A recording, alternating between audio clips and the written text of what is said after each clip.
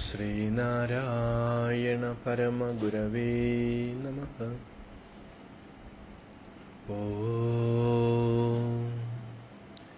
യദ്ദർശനം നിഖിലദുഃഖഹരം പവിത്രം യത്പാദപങ്കജലജാംസ്യകനാശകാനി ധാത്രേ പുമർത്തനിജയസ്യ ച യത്കൃപാ ശ്രീനാരായണം മുനിവരം തമഹം നമാമി.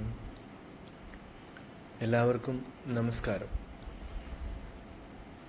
നമ്മൾ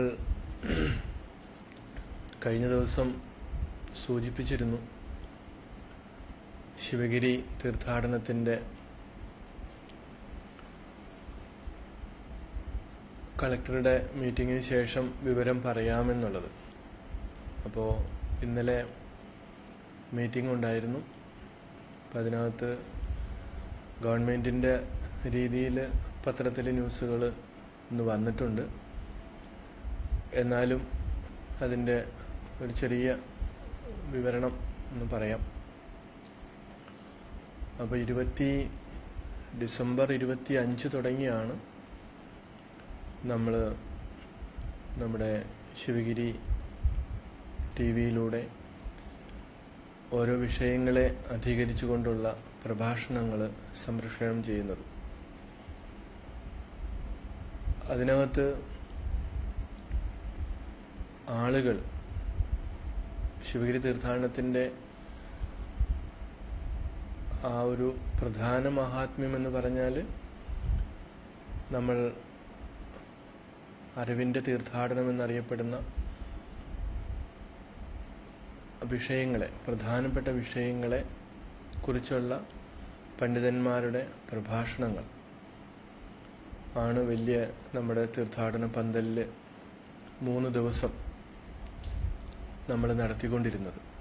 അപ്പം അതിനകത്ത് കേന്ദ്ര മന്ത്രിമാർ, കേരളത്തിലെ മന്ത്രിമാർ, അതുപോലെ ഗവർണർമാർ, അങ്ങനെ പ്രമുഖ വ്യക്തികളും കൂടാതെ മറ്റ് പണ്ഡിതന്മാരായിട്ടുള്ള ആളുകളും, അങ്ങനെയൊക്കെ വിദേശ രാജ്യങ്ങളിൽ നിന്നൊക്കെയാണ് ആളുകൾ അതിൽ പങ്കെടുത്തുകൊണ്ടിരുന്നത്.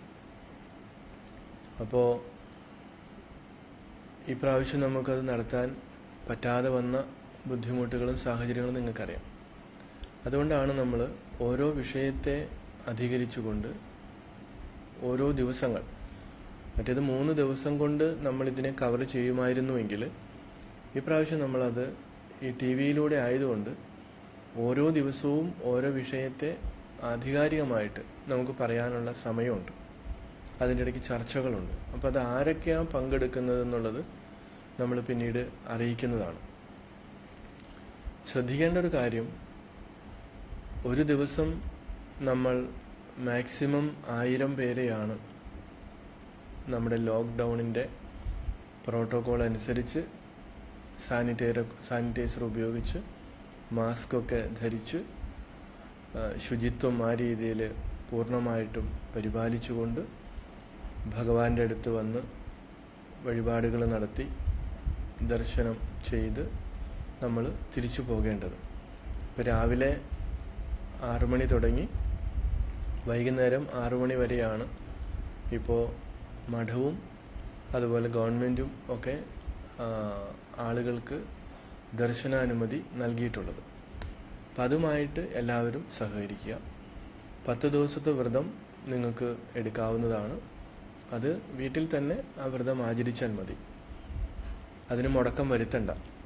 പിന്നെ വലിയ വലിയ ഘോഷയാത്രകൾ, പദയാത്രകൾ, അതൊക്കെ ഒഴിവാക്കാൻ ഗവൺമെൻറ് പറഞ്ഞിട്ടുണ്ട്. മറ്റ് ഇവിടെ വരുമ്പോൾ നോക്കേണ്ടതായിട്ടുള്ള ശുചിത്വ പരിപാലനം, അതിനെ വിജയിപ്പിക്കേണ്ടത്, അതിനാ രീതിയിൽ അനുസരിക്കേണ്ടത് ഓരോ ഗുരുഭക്തരും എന്നുള്ള രീതിയിൽ നമ്മുടെ ഓരോരുത്തരുടെയും കടമയാണ്. അതൊരു ഗുരുപൂജയാണ്, ഗുരുവിലുള്ള ശ്രദ്ധയാണ്. അതുകൊണ്ട് വരുന്ന ആളുകൾ ഭക്ഷണമൊക്കെ അവരവർ കരുതുക, വണ്ടിയിൽ വെച്ച് കഴിക്കാം. പിന്നെ ഇവിടെ വന്ന് കൂടുതൽ സമയം കറങ്ങി നിൽക്കാതെ ഈ ഒരു വർഷം പെട്ടെന്ന് തൊഴുത് പോകാനുള്ള ഒരു സന്മനസ് കൂടി ഉണ്ടാകണം. കൂട്ടം കൂടി നിന്ന് വർത്താനം പറയരുതെന്ന് പ്രത്യേകിച്ച് അവർ പറയുന്നുണ്ട്. മറ്റ് സൗകര്യങ്ങൾ, അതുപോലെ ഇവിടുത്തെ പൂജകൾ ഒക്കെ വീട്ടിലിരുന്ന് കാണാവുന്ന സംവിധാനവുമുണ്ട്.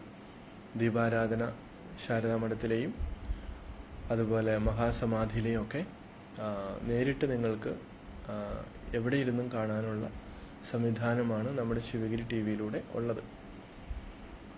അതുകൊണ്ട് ആരും വികാരം കൊണ്ട് വിഷമിക്കണ്ട.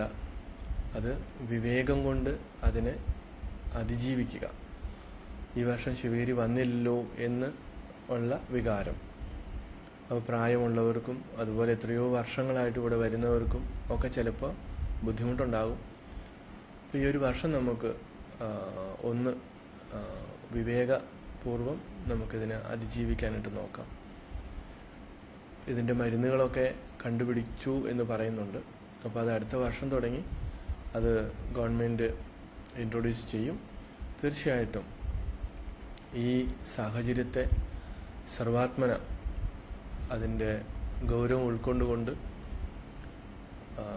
പരിപാലിക്കേണ്ട ഉത്തരവാദിത്വം നമുക്കെല്ലാവർക്കും, ശിവഗിരി മഠത്തിലെ സ്വാമിമാർക്ക് മാത്രമല്ല, അന്തേവാസികൾക്ക് മാത്രമല്ല, എല്ലാ ഗുരുഭക്തന്മാർക്കും ഒരുപോലെ ഉത്തരവാദിത്വമുള്ളതാണ് എന്ന് മാത്രമാണ് ഓർമ്മിപ്പിക്കുന്നത്. ഇനി നമ്മളുടെ ശ്രീനാരായണ ധർമ്മത്തിലെ ചർച്ചകളിലേക്ക് നമ്മൾ വരുമ്പോൾ കഴിഞ്ഞ ദിവസം നമ്മൾ സംസാരിച്ച് നിർത്തിയത് ശുചിത്വത്തെക്കുറിച്ചാണ്. പഞ്ചശുദ്ധി തീർച്ചയായിട്ടും നമ്മുടെ തീർത്ഥാടനവുമായിട്ട് ബന്ധപ്പെട്ട് ഏറ്റവും നമ്മൾ ആചരിക്കേണ്ട ഗുരു പറഞ്ഞിട്ടുള്ള കാര്യങ്ങളാണ്. അപ്പോൾ തീർത്ഥാടനത്തിന് മാത്രമല്ല, അത് നമ്മുടെ ജീവിതം ഓർമ്മ വയ്ക്കുന്ന നാൾ മുതൽ ഓർമ്മ പോകുന്ന സമയം വരെ നമുക്ക് നമ്മുടെ ജീവിതത്തിൽ ആചരിക്കേണ്ട, അനുഷ്ഠിക്കേണ്ട പരമപ്രധാനമായിട്ടുള്ള ശുചിത്വമാണ് പഞ്ചശുദ്ധികൾ. അപ്പോൾ ഓർമ്മ വയ്ക്കുന്നതിന് മുമ്പും ഓർമ്മ പോയതിന് ശേഷവുമുള്ള കാര്യങ്ങൾ നമ്മളെ കയ്യിലുള്ളതല്ല. അതുകൊണ്ടാണ് അങ്ങനെ എടുത്തു പറഞ്ഞത്. ഓർമ്മ പോയി കഴിയുമ്പോൾ നമ്മൾ ഒരുപക്ഷെ മനുഷ്യനാണ് എന്നുള്ള ബോധം പോലും ഉണ്ടാകണമെന്നില്ല. അങ്ങനെയൊക്കെയുള്ള ഒരു വല്ലാത്ത ദുരന്തവും ദുരിതവും മനുഷ്യന് ഉണ്ട്. അങ്ങനെ വരാതിരിക്കാനായിട്ട് നമ്മുടെ കർമ്മങ്ങളെ നമ്മളാണ് ചിട്ടപ്പെടുത്തേണ്ടത്. വലിയ വലിയ ബുദ്ധിമാന്മാരായിട്ടുള്ള ആളുകളൊക്കെ അവരുടെ അവസാന കാലഘട്ടത്തിൽ ഈ മറവി എന്ന രോഗം, അൽഷിമേഴ്സും അതുപോലെ മറവി ഒക്കെ വന്നു കഴിയുമ്പോൾ വളരെ ദയനീയമായിട്ട് അവരുടെ ജീവിതം മുന്നോട്ട് പോകും നമ്മൾ കാണാം. അപ്പോൾ മറ്റുള്ളവരുടെ സഹായവും കാരുണ്യവും ഒക്കെ കൊണ്ടാണ് പിന്നെ അവരങ്ങനെ മരണത്തെ പുൽകുന്നത്. അപ്പം അങ്ങനെ ഒരു അവസ്ഥ നമുക്ക് ആർക്കും വരാതിരിക്കാനും നമ്മൾ പ്രാർത്ഥിക്കണം. അപ്പോൾ അവനവൻ്റെ കർമ്മങ്ങളാണ് അവനെ ഇവിടെ കിടത്താതെ, ദുരിതത്തിൽപ്പെടുത്താതെ മുന്നോട്ട് കൊണ്ടുപോകേണ്ടത്. അപ്പോൾ തീർച്ചയായിട്ടും നമ്മുടെ കർമ്മങ്ങളൊക്കെ നല്ല കർമ്മങ്ങളായിരിക്കണം. അപ്പോൾ ഈ ജന്മത്ത് നമുക്കിപ്പോൾ തിരിച്ചറിവ് വരുമ്പോൾ നമുക്ക് നല്ല കർമ്മങ്ങൾ, മറ്റുള്ളവരെ ഉപദ്രവിക്കാത്ത കർമ്മങ്ങളൊക്കെ ചെയ്യാം. പക്ഷേ കഴിഞ്ഞ ജന്മങ്ങളിൽ നമുക്ക് ചെയ്തിട്ടുണ്ടെങ്കിലോ നമുക്കറിയില്ല.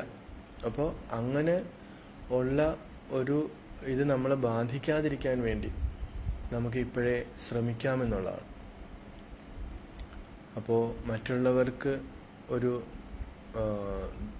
അവർക്കൊരു ബാധ്യതയാകാതെ എത്രയും പെട്ടെന്ന് നമുക്ക് ഈ ശരീരം ഉപേക്ഷിച്ച് പോകാനും ഒക്കെ ഉള്ള ഒരു സംഭവം കൂടി നമുക്ക് ആവശ്യമാണ്.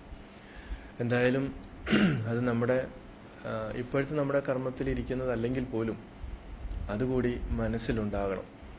അപ്പോൾ ശരീരശുദ്ധിയും ഇന്ദ്രിയശുദ്ധിയും അതുപോലെ വാക്ശുദ്ധിയും ഒക്കെ ആണ് ഇന്നലെ നമ്മൾ പഞ്ചശുദ്ധിയെക്കുറിച്ച് പറഞ്ഞത്.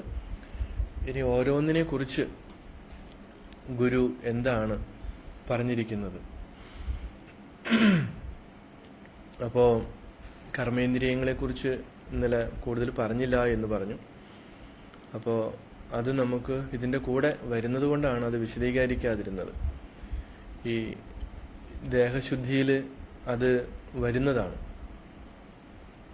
കർമ്മേന്ദ്രിയങ്ങൾ നമുക്ക് കണ്ണും മൂക്കും നാക്കും ചെവി ത്വക്കൊക്കെയാണ് അല്ലേ? അപ്പോൾ അത് ഈ ശരീരത്തിലാണ് ഇരിക്കുന്നത്. അപ്പോൾ ശരീര ശുദ്ധിയെ ശ്രദ്ധിക്കുമ്പോൾ അതൊക്കെ നമുക്ക് ആവശ്യമാണ്. എന്താണ് പറഞ്ഞിരിക്കുന്നത്? നിത്യം ശുദ്ധോദക സ്നാനം മലസ്രോതോ വിശോധനം ശുദ്ധിർ ദന്ധനഘാനാം ച ശുദ്ധ വസ്ത്രസ്യ ധാരണം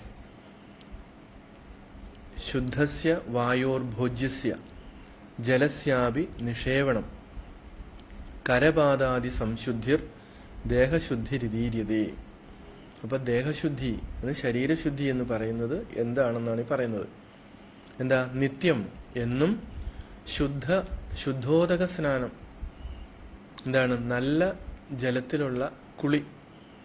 അഴുക്ക് ജലത്തിൽ ആരും കുളിക്കാറില്ല. എങ്കിലും എടുത്തു പറയാനായിട്ട് കാരണം നമ്മുടെ കേരളത്തിലുള്ള നല്ല ശുദ്ധമായിട്ടുള്ള ജലമുണ്ട്. അത്രയും ആ രീതിയിലുള്ള ജലമൊന്നും മറ്റ് സ്റ്റേറ്റുകളിൽ പല സ്ഥലത്തും നമ്മൾ കാണാറില്ല. മലസ്രോതോ വിശോധനം. പിന്നെയോ ഈ അഴുക്കടിഞ്ഞ് നിൽക്കുന്ന ചെവി, കണ്ണ് മുതലായ ഇന്ദ്രിയങ്ങളെ വൃത്തിയാക്കുക. ദന്ത നഖാനാം, അതുപോലെ പല്ലിന്റെയും നഖത്തിന്റെയും ശുദ്ധി, ശുചിത്വം. ശുദ്ധ വസ്ത്രസ്യ ധാരണം ച, നല്ല വസ്ത്രം ധരിക്കുക.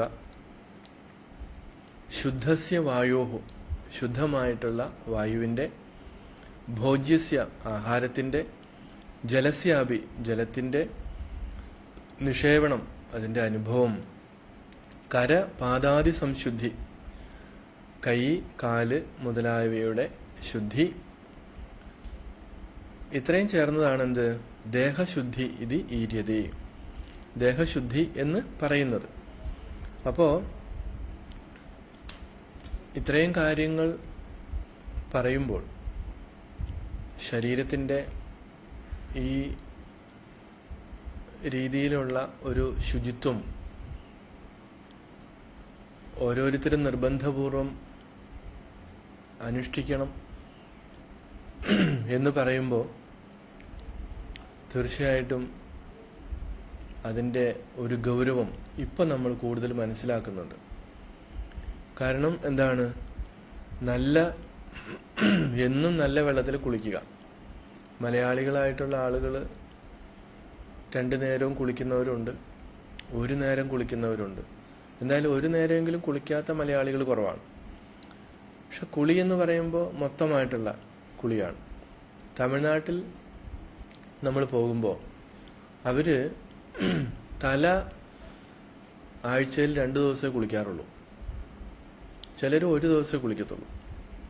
ബാക്കിയുള്ള ദിവസം കുളിക്കുക എന്ന് പറഞ്ഞിട്ടുണ്ടെങ്കിൽ കഴുത്തിന് താഴേക്ക് മാത്രമാണ് അവർ കുളി. ഇപ്പം നമ്മളൊന്നും ചിലപ്പോൾ അത് കേട്ടിട്ടുണ്ടാവില്ല. നമ്മൾ അവിടെ ചെല്ലുമ്പോഴാണ്. ഇപ്പോൾ ഞാൻ ഒരുപാട് സഞ്ചരിച്ച് അവിടെയൊക്കെ പോയിട്ടുള്ളതും താമസിച്ചിട്ടുള്ളത് കൊണ്ടും ഗുരുവിൻ്റെ 2-3 ആശ്രമങ്ങൾ തമിഴ്നാട്ടിലുള്ളത് കൊണ്ടും ഒക്കെയാണ് അത് അറിയാൻ പറ്റുന്നത്. അപ്പോൾ ഒരു പക്ഷേ അവരങ്ങനെ കുളിക്കാതിരിക്കുന്നതിൻ്റെ ഒരു കാരണം ഇവിടത്തെ പോലെ നല്ല ശുദ്ധമായിട്ടുള്ള ജലം അവിടെ ഇല്ലാത്തതുകൊണ്ടാണ്.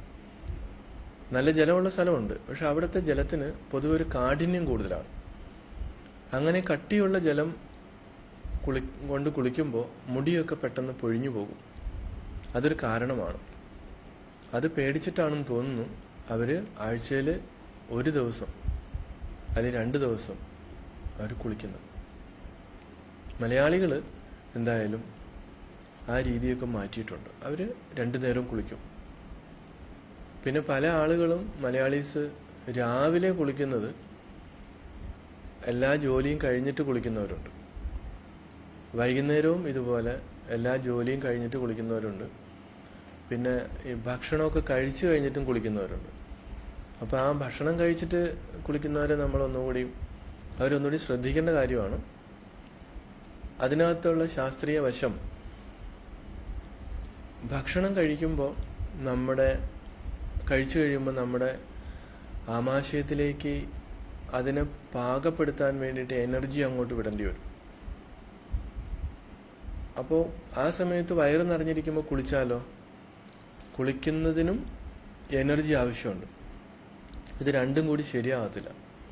പിന്നെ ചിലർ അങ്ങനെ ശീലമാക്കി വെച്ചിട്ടുണ്ടാവാം. അപ്പോൾ ആ ശീലത്തെ മാറ്റാനായിട്ട് ശ്രമിക്കുക എന്ന് മാത്രമേ നമുക്ക് ചെയ്യാൻ പറ്റുള്ളൂ. എന്തായാലും ഒരു കാരണവശാലും ഭക്ഷണം കഴിഞ്ഞിട്ട് കുളിക്കരുത്. കുളിച്ചൊക്കെ കഴിഞ്ഞിട്ട് വേണം ഭക്ഷണം കഴിക്കാൻ. അതൊന്ന് ശ്രദ്ധിക്കേണ്ട ഒരു കാര്യമാണ്. അപ്പോൾ അതുകൊണ്ട് ദിവസവും കുളിക്കുക. അതുപോലെ തന്നെ ഈ കണ്ണിലും കാതിലുമൊക്കെയുള്ള അഴുക്കിനെ നമ്മൾ മാറ്റണം. ഇപ്പം കാതിലൊക്കെ അഴുക്ക് വന്നടിയാറുണ്ട്. അത് വല്ലപ്പോഴും ഈ ഇയർബഡ്സ് ഒക്കെ ഉപയോഗിച്ച ആൾക്കാർ ശുദ്ധമാക്കാറുണ്ട്.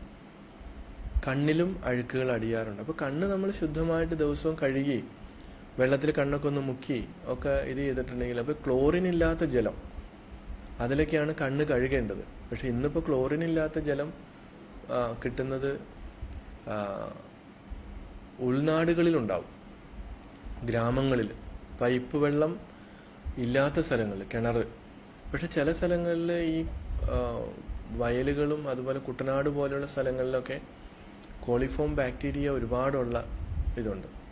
അപ്പോൾ അവിടെ മാത്രമല്ല, മറ്റ് പല സ്ഥലങ്ങളിലും ഈ ബാക്ടീരിയ കൂടുതൽ ജലത്തിലുണ്ട്. അതിൻ്റെ കാരണം നമ്മുടെ കക്കൂസ്, സേഫ്റ്റി ടാങ്ക് ഒക്കെ അടുത്തടുത്ത പറമ്പിലായതുകൊണ്ട് അങ്ങനെയുള്ള സ്ഥലങ്ങളിലുള്ള കിണറുകളിലും ഈ വിഷയമുണ്ട്. അങ്ങനെ നമ്മൾ നോക്കുമ്പോൾ ഇന്ന് ശുദ്ധമായിട്ടുള്ള ജലം വളരെ കുറച്ചാണ് നമുക്ക് കിട്ടുന്നത്. ഒരുപക്ഷെ മലമ്പ്രദേശത്ത് താമസിക്കുന്ന ആളുകൾക്ക് ആയിരിക്കാം അങ്ങനെ നല്ല ശുദ്ധമായിട്ടുള്ള ജലം ലഭിക്കുന്നത്. മറ്റുള്ളവർക്കൊക്കെ ആ രീതിയിൽ ഇന്ന് കിട്ടുന്നില്ല. പക്ഷെ നമ്മൾ ഇതുമായിട്ട് ഇങ്ങനെ പോകുന്നു, ഒരുപാട് അസുഖങ്ങൾ അതിലൂടെ വരികയും ചെയ്യും. പിന്നെയോ ദന്തനഖാനം, പല്ലും അതുപോലെ നഖമൊക്കെ പിള്ളേർ കൂടുതൽ അങ്ങനെ വളർത്തുന്ന കുട്ടികളുണ്ട്. ആൺകുട്ടികളും പെൺകുട്ടികളും ഒക്കെ ഉണ്ട്. ഇത് ശുദ്ധമാക്കാറില്ല. അപ്പം നഖത്തിൻ്റെ ഇടയ്ക്ക് ഇരിക്കുന്ന അഴുക്കുകളുണ്ട്. ഈ അഴുക്കുകളൊക്കെ നമുക്ക് ഒരുപാട് അസുഖങ്ങൾ ഉണ്ടാക്കാം. ഒരുപക്ഷെ ഇങ്ങനെയുള്ള കൈകൾ വെച്ച് മറ്റൊരാൾക്ക് ഷെയ്ക്ക് ഹാൻഡ് കൊടുക്കുമ്പോഴും നമുക്ക് അസുഖങ്ങൾ പകരാം. അപ്പോൾ ഇതൊക്കെ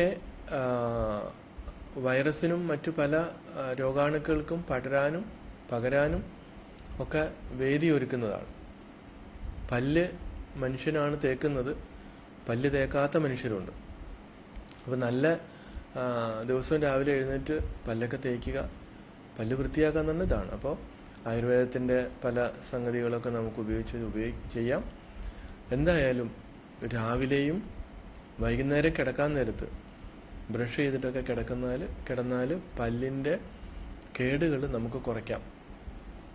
പല കുട്ടികളും പല്ല് വൃത്തിയാകാതെ ഉള്ള ചോക്ലേറ്റും അതൊക്കെ കഴിച്ചിട്ടാണ് അവർ പല്ല് കേടായി പോകുന്നത്. ചെറിയ പ്രായത്തിലെ പല്ല് ഒക്കെ കേടായി പോകുന്നതിൻ്റെ ഒരു കാരണം ഇതാണ്. അപ്പോൾ മനുഷ്യൻ അവൻ്റെ പല്ല് ഇങ്ങനെയൊക്കെ വൃത്തിയാക്കുന്നുണ്ട്. പക്ഷേ മൃഗങ്ങൾ പല്ലൊന്നും അങ്ങനെ വൃത്തിയാക്കാറില്ലെങ്കിലും അവരുടെ പല്ലുകൾക്ക് കേടൊന്നുമില്ല. പക്ഷെ ഭയങ്കര നാറ്റമായിരിക്കും. അപ്പോൾ അതുകൊണ്ട് അങ്ങനെയൊക്കെ വരാതിരിക്കാൻ വേണ്ടിയിട്ടാണ് ഇതൊക്കെ ഗുരു പറയുന്നത്. പിന്നെ നല്ല വായു. ഇന്ന് നമ്മളുടെ വീടുകളൊക്കെ ജനലുകളൊക്കെ അടച്ചിട്ടിട്ടുള്ള ഉറക്കമാണ്. അപ്പോൾ ശുദ്ധമായിട്ടുള്ള വായു അങ്ങനെ കിട്ടാറില്ല. ഫാൻ ഉണ്ടാവും, AC ഉണ്ടാവും. ഈ റൂമിനകത്ത് കിടന്ന് കറങ്ങുന്ന ഈ വായുവിൽ ശുദ്ധമായിട്ടുള്ള വായു കുറവാണ്. ഇപ്പോൾ ജനല് എന്തുകൊണ്ടാണ് അടച്ചിടുന്നതെന്ന് വെച്ചിട്ടുണ്ടെങ്കിൽ നമുക്ക് ഒരു പ്രൈവസി, അതോടൊപ്പം കള്ളന്മാരെ പേടിച്ചിട്ട് കൂടിയാണ്. അപ്പോൾ നമ്മളിങ്ങനെ ഈ കള്ളന്മാരെ പേടിച്ചും മറ്റുള്ള പല കാരണങ്ങൾ കൊണ്ടും ജനൽ അടച്ചിട്ട് കിടന്നുറങ്ങുമ്പോൾ ശുദ്ധമായിട്ടുള്ള വായു സഞ്ചാരം ഉണ്ടാകാതെ നമ്മുടെ ശ്വാസകോശത്തിന് അതിൻ്റെതായിട്ട് ബുദ്ധിമുട്ടുണ്ടാവും. അപ്പോൾ എന്ത് സംഭവിക്കുന്നു? അതുകൊണ്ട് ഒരുപാട് അസുഖങ്ങൾ വരും. ശ്വാസകോശ സംബന്ധമായിട്ടുള്ള അസുഖങ്ങളുണ്ടാവും, അല്ലാതെയുള്ള അസുഖങ്ങൾ, പ്രാണന്റെ ഇത് കുറഞ്ഞു പോകും. അതുകൊണ്ടാണ് ശുദ്ധമായിട്ടുള്ള വായുവിൻ്റെ ഉപയോഗം വേണമെന്ന് പറയുന്നത്. പുറത്താണെങ്കിൽ ഫാക്ടറികളും അതുപോലെയുള്ള മറ്റുള്ള സംഭവങ്ങൾ.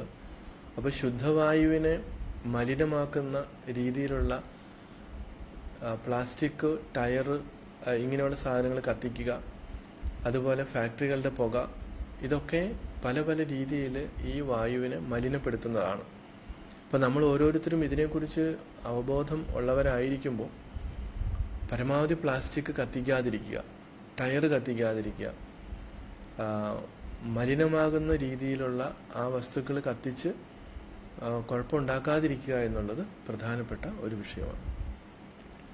ഭക്ഷണം, നല്ല ഭക്ഷണം അല്ലേ, ശുദ്ധമായിട്ടുള്ള ഭക്ഷണം. അപ്പോൾ ഈ ശുദ്ധമായിട്ടുള്ള ഭക്ഷണത്തിൻ്റെ കാര്യം പറയുമ്പോൾ നമുക്ക് ഇന്നത്തെ കാലത്ത് അത് കുറച്ച് ബുദ്ധിമുട്ടുള്ള കാര്യമാണ്. അപ്പോൾ ഏത് ഭക്ഷണത്തിലും, വെജിറ്റബിൾസ് ആയാലും നോൺ വെജ് ആയാലും ശുദ്ധമായിട്ട് കെമിക്കൽസ് ഇല്ലാതെ ഇന്ന് കിട്ടുന്നില്ല. അപ്പോൾ പിന്നെ തന്നെയല്ല, സാത്വികമായിട്ടുള്ള ഭക്ഷണമാണ് നമുക്ക് ആവശ്യം. രാജസികവും താമസികവുമായിട്ടുള്ള ഭക്ഷണം അല്ല നല്ല ഭക്ഷണം എന്ന് പറയുന്നത്, ശുദ്ധമായിട്ടുള്ള ഭക്ഷണം എന്ന് പറയുന്നത്. അപ്പോൾ അതിൽ യാമം കഴിഞ്ഞിട്ടുള്ള ഭക്ഷണമൊന്നും നല്ലതല്ല. യാതയാമം ഗതരസം പൂതി പരീക്ഷിതം ചെയ്യത്, അങ്ങനെയുള്ള ഭക്ഷണങ്ങളൊക്കെ താമസവും രാജസികവുമായിട്ടുള്ളതാണ്. അപ്പോൾ പുളിപ്പുള്ളതും എരിവുള്ളതും ഉപ്പ് കൂടുതലുള്ളതും അങ്ങനെയൊക്കെയുള്ള പഴകിയ തലേദിവസത്തെ ഭക്ഷണം, ഇതൊന്നും ഒരിക്കലും നല്ല ഭക്ഷണത്തിൽ കൂട്ടത്തില്ല. പിന്നെ ബേക്കറി ഐറ്റംസ്, കാഡ്ബറീസ്, അതുപോലെ ഏതെല്ലാം രീതിയിലുള്ള സംഭവങ്ങളാണെന്ന് കടയിൽ കിട്ടുന്നത്, അത് സാത്വികവുമല്ല. അതുപോലെ നമ്മുടെ ശരീരത്തിനും നമ്മുടെ പ്രാണനും ബുദ്ധിക്കും ഉൾപ്പെടെ അത് നാശമുണ്ടാക്കുന്നതാണ്. അതുകൊണ്ട് കുറച്ച് ശ്രദ്ധിച്ച് നമ്മുടെ ശരീരത്തിൻ്റെ ആരോഗ്യത്തിനും അതുപോലെ ശരീരത്തിലെ പ്രാണന്റെ ഉണർവിനും പറ്റുന്ന രീതിയിലുള്ള ഭക്ഷണം. ഇപ്പോൾ ചില ഭക്ഷണങ്ങളൊക്കെ കഴിച്ചിട്ടുണ്ടെങ്കിൽ വിശർത്ത് കഴിഞ്ഞാൽ ആ വ്യക്തികളുടെ അടുത്ത് നമുക്ക് നിൽക്കാൻ പറ്റില്ല, അത്രയ്ക്ക് ദുർഗന്ധമാവും. അപ്പോൾ അതുകൊണ്ട് ഈ കഴിക്കുന്ന ഭക്ഷണം സാത്വികമല്ലാത്തത് കൊണ്ടാണ് ഈ ദുർഗന്ധം ഉണ്ടാകുന്നത്. ഈ ദുർഗന്ധം ഉണ്ടാകുന്ന ഒരാളുടെ അടുത്ത് എങ്ങനെ ഒരാൾ നിൽക്കും? അപ്പോൾ ആ ദുർഗന്ധം വരാതിരിക്കാൻ വേണ്ടിയിട്ടാണ് സെന്റ് ഉപയോഗിക്കുന്നത്, അല്ലെങ്കിൽ പെർഫ്യൂംസ് ഉപയോഗിക്കുന്നത്. ഈ പെർഫ്യൂമും ഈ ദുർഗന്ധവും കൂടി വന്നു കഴിയുമ്പോൾ അനസ്തീഷ്യ പ്രത്യേകിച്ച് നമുക്ക് വേണ്ടി വരില്ല. അങ്ങനെയൊക്കെയുള്ള കുഴപ്പങ്ങളുണ്ട്. അപ്പോൾ തീർച്ചയായിട്ടും ഇതൊക്കെ നമ്മൾ ആലോചിച്ച് വേണം ചെയ്യാൻ. അപ്പോൾ നമ്മുടെ അകത്തേക്ക് കൊടുക്കുന്ന ഭക്ഷണം സാത്വികമായിരിക്കണം, അത് വിശർക്കുമ്പോൾ ദുർഗന്ധം ഇല്ലാത്തതായിരിക്കണം. അതുപോലെ ഉള്ള കാര്യങ്ങളൊക്കെ നോക്കി ബുദ്ധിയൊക്കെ ഉപയോഗിച്ച് എടുക്കുമ്പോഴാണ് അത് ശുദ്ധമായിട്ടുള്ള ഭക്ഷണമെന്ന് ഇവിടെ പറയുന്നത്. പിന്നെയോ ജലത്തിൻ്റെ കാര്യം നമ്മൾ സൂചിപ്പിച്ചു. കരപാദാദി സംശുദ്ധി, കൈകാലുകളൊക്കെ എന്താണ് ശുദ്ധമായിട്ട് സൂക്ഷിക്കുക. അപ്പോൾ പലപ്പോഴും ഇപ്പം നമ്മൾ കൊറോണയൊക്കെ വന്നതോടുകൂടി ആൾക്കാർ ഇടയ്ക്ക് കൈ കഴുകുന്നുണ്ട്, സാനിറ്റൈസർ ഉപയോഗിക്കുന്നുണ്ട്. സാനിറ്റൈസർ ഉപയോഗിച്ചു കഴിഞ്ഞാൽ നിർബന്ധമായിട്ടും കൈ കഴുകിയിരിക്കണം സോപ്പിട്ട്, കാരണം അതും കെമിക്കലാണ്. അപ്പോൾ അതിനു മുമ്പ് വരെ അങ്ങനെ ശ്രദ്ധിക്കാറില്ലായിരുന്നു. ഇപ്പം ആരും ഷെയ്ക്ക് ഹാൻഡ് ഒന്നും അങ്ങനെ കൊടുക്കാൻ തുടങ്ങിയിട്ടില്ല, എന്നാലും ചിലരൊക്കെ ഷെയ്ക്ക് ഹാൻഡ് കൊടുക്കുന്നുണ്ട്. അപ്പം ഇതിൻ്റെ അകത്തുള്ള വിഷയം, നമ്മുടെ കൈ ശുദ്ധമല്ല എന്നുണ്ടെങ്കിൽ ഇപ്പം നമ്മൾ കണ്ണിൽ പിടിക്കും, മൂക്ക് ചീറ്റും. ഈ മൂക്കൊക്കെ ചീറ്റിയിട്ട് ആരും കൈ കഴുകാറില്ല. ചിലപ്പോൾ ടിഷ്യൂ പേപ്പർ കൊണ്ടും തുടയ്ക്കും, അല്ലെങ്കിൽ ടവൽ കൊണ്ട് തുടയ്ക്കും, അല്ലെങ്കിൽ അവരവൻ്റെ വസ്ത്രത്തിൽ തുടയ്ക്കും. ഇത് കഴിഞ്ഞിട്ട് ഈ കൈ വെച്ചിട്ടായിരിക്കും നമ്മൾ അടുത്ത ആൾക്ക് ഷെയ്ക്ക് ഹാൻഡ് കൊടുക്കുന്നത്. അപ്പം മുഖത്തുള്ള വിശർപ്പൊക്കെ തുടച്ച് നമ്മുടെ കയ്യിൽ അല്ലെങ്കിൽ നമ്മുടെ വസ്ത്രത്തിൽ തുടച്ചിട്ടായിരിക്കും ഇത് വെച്ചിട്ട് നമ്മൾ അടുത്ത ആൾക്ക് ഷെയ്ക്ക് ഹാൻഡ് കൊടുക്കും. അപ്പോൾ ഇതൊക്കെ എത്രയോ അശുദ്ധമാണ് അല്ലേ? ഇതിലൂടെ എത്രയോ പകർച്ചവ്യാധികൾ പടരുന്നുണ്ട്. പ്രത്യേകിച്ച് നമ്മുടെ കണ്ണിക്കേട് ഉള്ള സമയത്തൊക്കെ ഈ കണ്ണിക്കേട് പെട്ടെന്ന് പകരുന്നത് ശ്രദ്ധിച്ചിട്ടുണ്ടോ? എന്തുകൊണ്ടാണ്? ഇതുപോലെ നമ്മൾ കൈ നമ്മുടെ കണ്ണിൽ നമ്മൾ തൊടും, നമ്മുടെ മൂക്കിൽ തൊടും, നമ്മുടെ മുഖത്ത് തൊടും. ഇതേ കൈ വെച്ചിട്ട് നമ്മൾ ശ്രദ്ധിക്കാതെ അടുത്ത ആൾക്ക് ഷെയ്ക്ക് ഹാൻഡ് കൊടുക്കും. ഇല്ലെങ്കിൽ നമ്മൾ അടുത്ത സ്ഥലത്ത് എവിടെയെങ്കിലും പിടിക്കും. ആ സ്ഥലത്ത് വേറൊരാൾ പിടിച്ചു കഴിഞ്ഞാൽ, പ്രത്യേകിച്ച് ബസ്സിലൊക്കെ കയറുമ്പോൾ എന്താണ്, ഇങ്ങനെയുള്ള ആളുകൾ പിടിച്ച സ്ഥലത്ത് നമ്മൾ പിടിക്കും അറിയാതെ. എന്നിട്ട് നമ്മുടെ കൈ നമ്മൾ മുഖത്തേക്ക് കൊണ്ടുപോകും. മുഖം ചൊറിയും, കണ്ണ് ചൊറിയും, അല്ലെങ്കിൽ മൂക്ക് ചൊറിയും, ഒക്കെ നമ്മൾ അന്നേരം ചൊറിയും. സ്വാഭാവികമായിട്ട് ഇങ്ങനെയുള്ള അസുഖങ്ങൾ പകരും. അപ്പോൾ എത്രയോ മൈന്യൂട്ടായിട്ടുള്ള കാര്യങ്ങൾ വരെ നമ്മൾ ശ്രദ്ധിക്കേണ്ടിയിരിക്കുന്നു. അതുകൊണ്ട് ശരീരശുദ്ധി എന്ന് പറയുമ്പോൾ ഭയങ്കരമായിട്ടുള്ള പ്രശ്നങ്ങളാണ്. അതുപോലെ കാല്, പണ്ട് കാലത്തൊക്കെ നമ്മുടെ വീടുകളിൽ പുറത്ത് ആരെങ്കിലുമൊക്കെ പോയിട്ടുണ്ടെങ്കിൽ അത് തിരിച്ചു വരുമ്പോൾ കാല് കഴുകിയിട്ട് കയറാൻ വേണ്ടിയിട്ട് ഒരു കിണ്ടിയിൽ വെള്ളം വെച്ചിട്ടുണ്ടാവും. കാല് കഴുകിയിട്ട് വീട്ടിനകത്ത് കയറാവും. എന്തുകൊണ്ടാണ്? ഒന്ന്, നമ്മൾ എവിടേക്കോ നടന്നിട്ടുണ്ട്, എത്രയൊക്കെ അഴുക്കുണ്ടാവും. ആ അഴുക്ക് നമ്മുടെ വീട്ടിനകത്തേക്ക് ചവിട്ടി കയറ്റാതിരിക്കാൻ വേണ്ടിയിട്ടാണ്. ഇത് നമ്മൾ ശ്രദ്ധിക്കാറില്ല. അപ്പോൾ ഇന്ന് ഈ കൊറോണയുടെ വിഷയം വന്നപ്പോൾ ആ കാര്യങ്ങൾ കുറച്ച് ശ്രദ്ധിക്കുന്നുണ്ട്. അപ്പോൾ നമുക്കൊരു അസുഖം വരുമ്പോഴല്ല നമ്മൾ ഇതൊക്കെ നോക്കേണ്ടത്, അസുഖം വരുന്നതിന് മുൻപാണ്. വരാതിരിക്കാൻ വേണ്ടിയിട്ടാണ് ഇതൊക്കെ പറയുന്നത്. അതുപോലെ നമ്മുടെ ബാത്റൂമുകൾ ഉപയോഗിക്കുമ്പോൾ ഈ ശരീരശുദ്ധിയിൽ വരുന്നത് കൊണ്ട് പറയുക, ഈ പ്രത്യേകിച്ച് നമ്മുടെ യൂറോപ്യൻ ക്ലോസറ്റ്, അതൊക്കെ വലിയ രീതിയിൽ സ്കിൻ ഡിസീസ് പകരാൻ സാധ്യതയുള്ള സ്ഥലങ്ങളാണ്. ഒന്ന്, നമ്മൾ ആരും തന്നെ നമ്മൾ ഉപയോഗിക്കുന്നതിന് മുമ്പ് ആ ക്ലോസറ്റ് ഒന്നുകൂടി കഴുകാറില്ല. അങ്ങനെ നമ്മൾ വാഷ് ചെയ്യാതിരിക്കുമ്പോൾ എന്ത് സംഭവിക്കുന്നു? അതിനു മുൻപ് ഉപയോഗിച്ച ആൾക്ക് സ്കിൻ ഡിസീസ് ഉണ്ട് എങ്കിൽ അത് നമ്മളിലേക്ക് പകരും.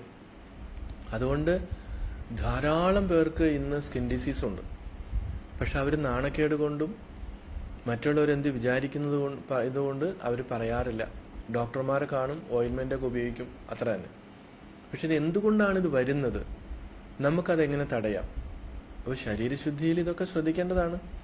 ഇത്രയും പഠിപ്പുള്ള നമ്മൾ വലിയ പഠിപ്പുള്ളവരാണെന്നാണ് നമ്മുടെ അഭിമാനം, പ്രത്യേകിച്ച് കേരളക്കാർ. എന്നിട്ട് എന്തുകൊണ്ടാണ് നമുക്ക് ഇത്രയും അസുഖങ്ങളൊക്കെ ഉണ്ടാകുന്നത്, പകരുന്നത്? അപ്പോൾ യൂറോപ്യൻ ക്ലോസറ്റ് തീരെ വയ്യാത്ത ആളുകൾക്ക് ഉപയോഗിക്കാൻ പറ്റിയതാണ്. നമുക്ക് ഇന്ത്യൻ സ്റ്റൈലിലുള്ള ക്ലോസറ്റാണ് ഏറ്റവും നല്ലത്. അത് കുറേ സേഫാണ്. തന്നെയുമല്ല, മലശോചനയ്ക്ക് ഏറ്റവും നല്ലത്, പ്രഷറൊക്കെ കറക്റ്റായിട്ട് കിട്ടാൻ നല്ലത് ഇന്ത്യൻ ക്ലോസറ്റാണ്. യൂറോപ്യൻ ക്ലോസറ്റിന് ആ സംഭവമില്ല. അപ്പോൾ വയ്യാത്ത ആളുകൾക്ക് അത് ഓക്കെ, മറ്റുള്ളവർക്ക് നമ്മൾ ഇന്ത്യൻ ക്ലോസറ്റ് ആണ് ഏറ്റവും നല്ലതായിട്ടുള്ളത്. ഇനി അഥവാ നമ്മൾ അങ്ങനെ ഉപയോഗിക്കേണ്ടി വരുമ്പോൾ നമുക്ക് ചെയ്യാവുന്നത്, ഇപ്പോൾ പ്രത്യേകിച്ച് പബ്ലിക് പ്ലേസിലുള്ള, ഇപ്പോൾ വീട്ടിലൊക്കെയാണ് വീട്ടുകാരെ നമുക്കറിയാം, നമ്മളത് അതുപോലെ കഴുകി ഉപയോഗിക്കാം. പക്ഷെ പൊതു സ്ഥലത്ത് ചെല്ലുമ്പോഴോ അത് പറ്റണമെന്നില്ല. അപ്പോൾ എന്ത് ചെയ്യണം? നമ്മൾ അങ്ങനെയൊക്കെ യാത്രയ്ക്ക് പോകുമ്പോൾ, അല്ലെങ്കിൽ നമ്മൾ അങ്ങനെയുള്ള സ്ഥലങ്ങൾ ഉപയോഗിക്കേണ്ടി വരുമ്പോൾ ടിഷ്യൂ പേപ്പർ കയ്യിൽ കരുതുക. എന്നിട്ട് ആ ക്ലോസറ്റിൻ്റെ മുകളിൽ ആ ടിഷ്യൂ പേപ്പർ വെക്കുക. എന്നിട്ട് അതിൻ്റെ പുറത്തിരിക്കുക. ഇതാണ് നമുക്ക് ചെയ്യാൻ പറ്റുന്നൊരു സംഭവം. അല്ലാതെ നമ്മൾ പരിചയമില്ലാത്ത സ്ഥലത്ത്, പരിചയമില്ലാത്ത ഇതിനകത്തൊക്കെ പോകുമ്പോൾ നമുക്ക് സ്കിൻ ഡിസീസ് പകരാനായിട്ട് സാധ്യതയുണ്ട്. പരമാവധി സൂക്ഷിക്കുക. പിന്നെ പലരും ഈ പറഞ്ഞ പോലെയാണ്, ലാറ്റിനിലൊക്കെ പോയിട്ട് കൈ ഒന്നും സോപ്പിട്ട് കഴുകാറില്ല. അതുപോലെ യൂറിൻ പാസ് ചെയ്തിട്ടും അവർ കഴുകാറില്ല. ജനനേന്ദ്രിയവും കഴുകണം, കൈ കാലെല്ലാം കഴുകണം. പ്രത്യേകിച്ച് നമ്മുടെ ഈ പുരുഷന്മാരൊക്കെ എവിടെയെങ്കിലും നിന്ന് മൂത്രമൊഴിച്ചോളെ. അപ്പോൾ അത് കാലിൽ നിന്നുകൊണ്ട് മൂത്രമൊഴിക്കാൻ പാടില്ലെന്നാണ്. തിഷ്ടൻ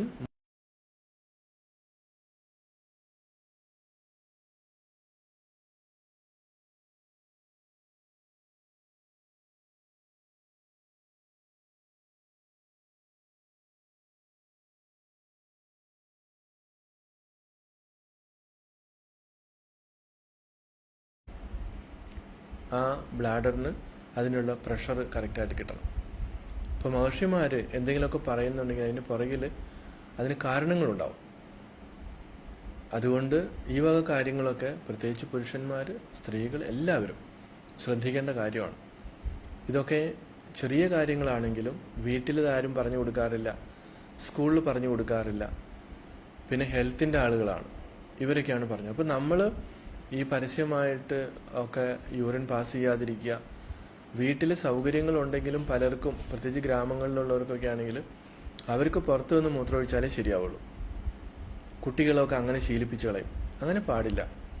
അതുപോലെ ഇറയത്തിരുന്നിട്ട് കാർക്കിച്ച് തുപ്പുക, മുറുക്കി തുപ്പുക, മൂക്കൊക്കെ ചീറ്റി അവിടേക്ക് ഇടുക, ഇതൊക്കെ ഭയങ്കര ശുചിത്വത്തിൻ്റെ അത് ശ്രദ്ധിക്കാതെ വരുന്നതിൻ്റെ കുഴപ്പങ്ങളാണ്.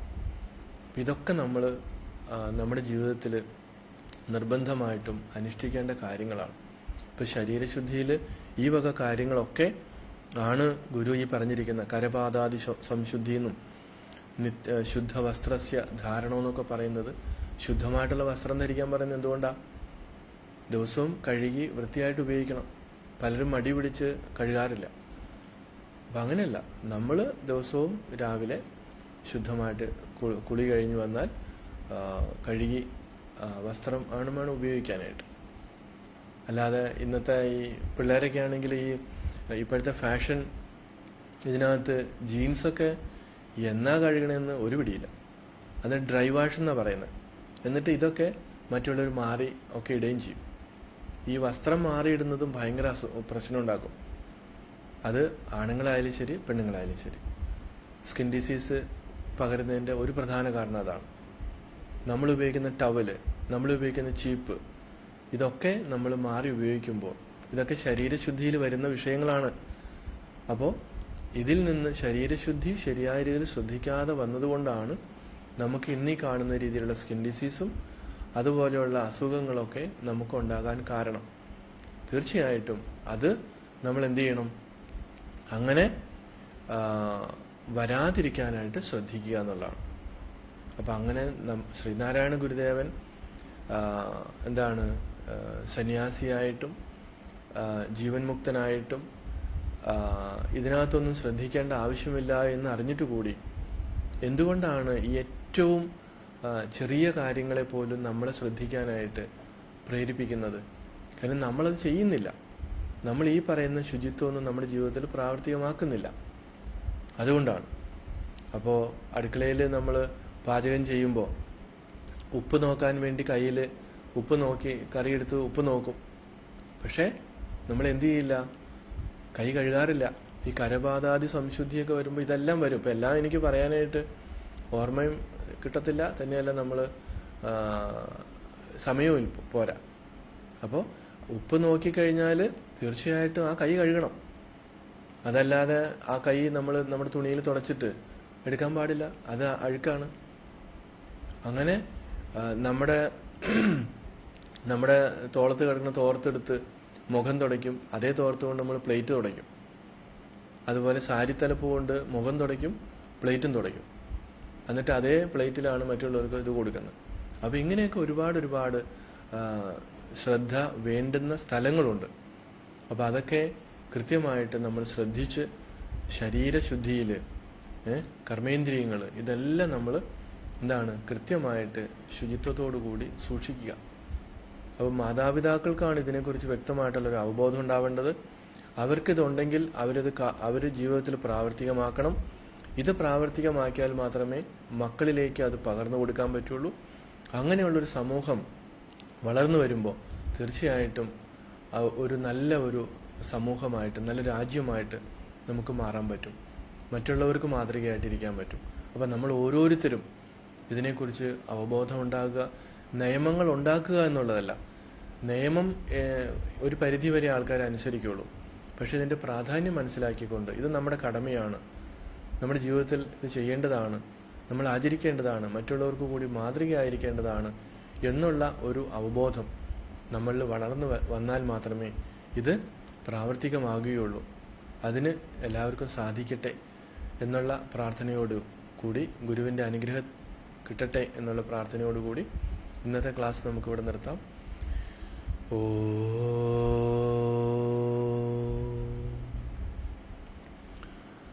സർവേ ഭവന്തു സുഖിനഃ, സർവേ സന്തു നിരാമയാഃ, സർവേ ഭദ്രാണി പശ്യന്തു മാ കശ്ചിത് ദുഃഖഭാഗ് ഭവേത്. ഓം ശാന്തി ശാന്തി ശാന്തി. ഓം ശ്രീനാരായണ പരമഗുരവേ നമഃ.